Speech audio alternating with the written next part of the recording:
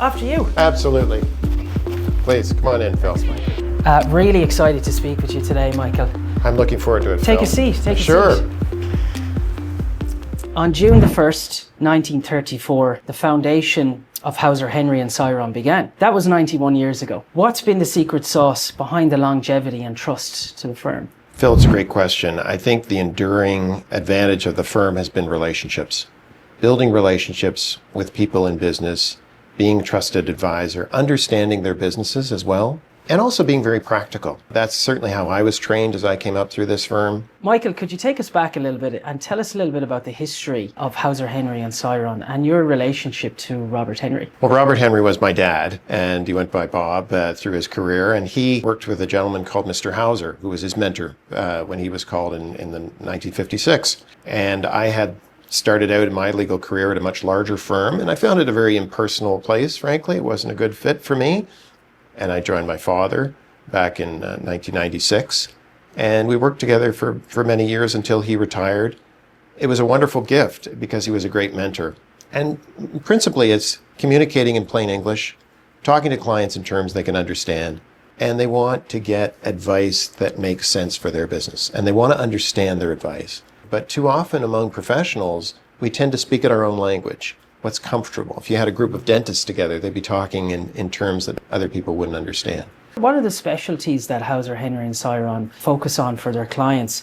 And what makes your firm unique in Toronto's legal landscape, do you think? Our focus is mid-market private companies and mid-market businesses of all sorts of industries that are connected to the Greater Toronto area. And that's our day-to-day focus. There are a lot of firms that deal with mid-market companies, but they prefer to be doing much larger deals for more larger companies and larger dollar values. But we don't try to seek that. We don't chase that kind of work. On a personal note, what drew you personally to law and eventually to Hauser Henry and Syron? And was there a turning point in your career that has led you to be now the managing partner? I think I was drawn to law because I like the analytical process.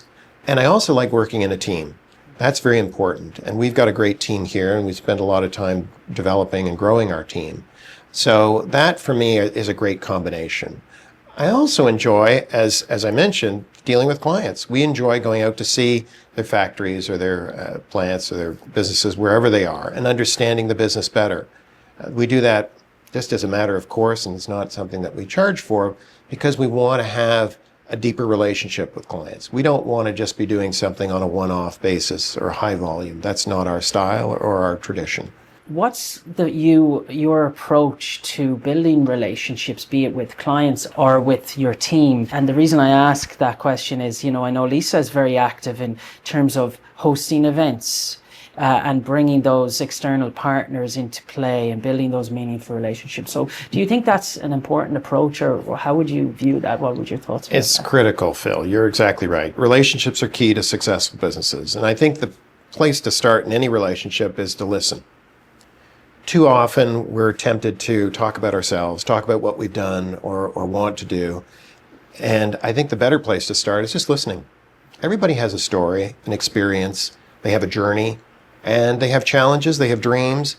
And if we understand that, I think there's the path to having a better relationship, a deeper relationship, and a more meaningful relationship. It's more rewarding for us as advisors to understand our clients better. Can you share a memorable milestone or success story from the firm's journey that really captures its values? Well, there have been a lot of milestones over the years. I think probably if I think of significant transactions or events, that sort of thing, it's been helping clients accomplish a important objective after a challenging experience. And I can think back a few years ago where we helped a family business navigate the death of a founder who had been an impressive force in the business for many years. And the business was a bit challenged by his sudden passing, and helping them reach a point where they could put the business in good shape and then eventually sell it because that was the best way to move forward for the family. What other services do Hauser, Henry and Syron offer? And can you walk us through that? Sure, absolutely, Phil. So as I said, our focus is mid-market private companies, and we're often like an outside general counsel. So we could be talking to clients about shareholders agreements, supply agreements, distribution agreements, all sorts of contracts. And then also in major transactions, buying or selling a business, reorganizing it for tax purposes usually. We also advise clients on commercial and industrial real estate matters. On the employer side, we advise on employment matters, and then also estates and trust work, and especially particular focus on business owners and how they can plan for their legacies, financial and their families' interests. Many people see law as quite traditional. How has your firm or your own approach been to adapting to modern business realities while also keeping its heritage? Nothing in business stands still, as you know. And so we have to be constantly improving and stretching ourselves to reach new heights. We do that in a number of ways. The first thing is to hear the voice of the client. So it's one thing to say we give great client service, but the reality is we need to talk to clients and find out how are we doing that? Where are we falling short? What can we do better? So Lisa, who you mentioned, our head of client development, will survey. She was just sharing with me this morning a survey of some clients who we helped sell a hotel in Eastern Ontario. What was their reaction to our service? What did we do well? What could we do better? And so that helps us stretch ourselves to do better. We also do internally, we do a review of what we call an after action, where we look at what we did well, what we could do better. So we sit around a table like this and we talk about a transaction or a process and figure out room for improvement, and we share that with the team. What are some of the biggest challenges that you see Canadian businesses are facing right now? I mean, obviously we've got some challenges between the US and Canada, but there are obviously other challenges. There are knock-on effects within the market as a whole. I mean, what are you seeing that's coming through that are maybe new challenges that clients are facing? We survey mid-market companies in the Greater Toronto Area every year, and we produce a video recently on employee productivity, which has been a persistent problem for Canadian businesses, where employee productivity compared to the United States is much lower than it should be. And what are businesses doing about that? We think it's really important to hear what's on the mind of business owners. So that's a key issue. It's not a new one, but it's a persistent one.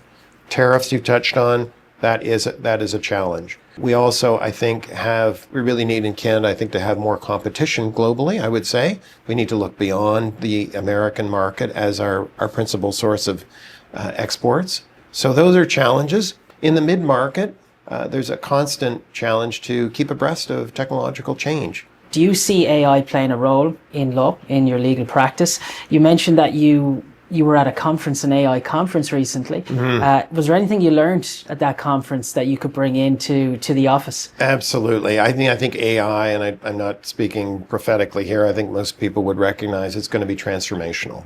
One thing we would never want to lose with whatever technology is the personal touch. I think that matters greatly. People want to be heard. They want to be understood. And if somebody has a crisis or a problem, they don't want to go on a chat. They want to talk to a human. You speak a little bit about your market, sort of dealing with mid-market enterprises. So do you see any common pitfalls that companies looking to expand into Canada fall into? Absolutely. I think the most common pitfall is to assume that this market is like the American market. And from a distance, North America looks largely the same. I mean, Quebec is a special case, but it's still considered North American, and the American market conditions are considered to be similar. That is a common pitfall. I think it's important that businesses who are coming here to start on the right foundation. So what does that mean? It just means structuring the business in a smart way, making sure that it has the appropriate contracts that it's using for distribution or employment or anything like that, so that as it grows, it'll be building on a firm foundation. What's one legal misconception you wish more business leaders understood, maybe about creating a company here in Canada or dealing with the many challenges that they might face?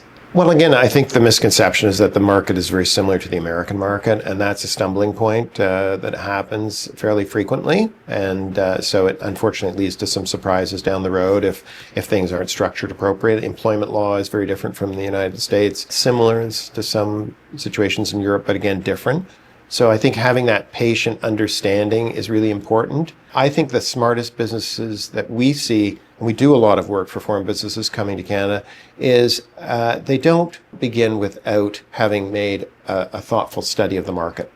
And I'm always impressed by the ones that do it very thoughtfully, that have considered their market, considered their employment base. How are they going to grow? This is something that takes some reflection and analysis. So as a chamber member, you really have a front row seat to that Ireland and Canada business ties. Where do you see the biggest opportunities right now for maybe companies coming into Canada and looking to do business? Well, I think the one thing that's always impressed me about the Irish economy is the strong education system, and a lot of educated young people who are looking for opportunities, and the technological sector is also, IT is so strong in Ireland. So I think that's a huge opportunity. Do you see that the Canadian government are looking to do more business with Ireland and Europe as a whole? Absolutely. I think one of the consequences of recent events in the world is that we, as Canadians, have been a bit complacent, frankly, and we've relied on what's been easy. But we have to push ourselves to explore new markets in Ireland, absolutely. As managing partner, what's been your most rewarding part of leading the firm, a firm like yours? I enjoy the team. I enjoy working with the people we have. I enjoy mentoring. We've got some young lawyers who've joined the team recently, and I enjoy working with them and building those relationships internally, and also clients. We love to connect with our clients and understand their business better. What leadership lessons have you learned are important? I've learned a lot, Phil. Hopefully I've learned from what I've done well and what I haven't done well. Leadership lessons, I think the most important thing that I have learned and relearned is the power of working in a small team. There's so much more that we can do for our clients, that we can do together if we're working collaboratively and closely with each other. So for me, that's a crucial element to this. Sometimes, frankly, in the legal profession, lawyers hunker down and work on their own, and they're satisfied with that. But I just don't think that there's any comparison to what we can accomplish as a team as what we can do together. If you were to take yourself back, your younger self, yes. We now have obviously a lot of young lawyers coming up in the world and looking to get into law. What is the one piece of advice that you would offer those people? I think mentoring is key. I think it's absolutely essential. The law schools provide the foundation in Canada for certainly a legal career. It's essential, but the practical learning is a necessary component of becoming a great lawyer. And the challenge, I think, sometimes, we talked about technology, is that technology can create a certain remoteness where people feel like they're not as closely connected. And often it means finding the right person and the right opportunity. I had a great gift of working with my dad, but there are all sorts of other mentoring relationships that develop. Michael, I'm assuming you're not always in a suit and you're not always wearing your legal hat. So outside of law, what do you like to do, and what is your passion? I love the outdoors, Phil. And this summer I had the wonderful opportunity to take a canoe trip with one of my daughters, my son, and my nephew down the Spanish River, which is up northwest of Sudbury in Ontario. A bit of a drive, but wonderful experience. I also presently working hard to improve my badminton game, and I played last night, and sometimes it's, as you say, Phil, it's a learning experience. But I do enjoy that. Michael, tell us, if you weren't in law, what would you be doing? Well, my grandfather was a civil engineer, and I've always been fascinated about building bridges and large structures and things like that. I have, unfortunately, not the mathematical ability to do that, but I've always been fascinated by that kind of thing. Finally, Michael, what excites you most about the future for Hauser Henry, for your clients and both for Canadian business, broadly speaking? I'm excited about the opportunities that lie ahead. I'm an optimist, and I think businesses certainly faces challenges. There's no doubt we could go through those. But I think there's also great opportunity in Canada, especially in Toronto. And we look forward to helping our clients seize those opportunities, whether they're coming from Ireland or coming homegrown talent, to helping them accomplish things and following them on their journey and supporting them. And then we really like to be close with our clients, and that opportunity is exciting.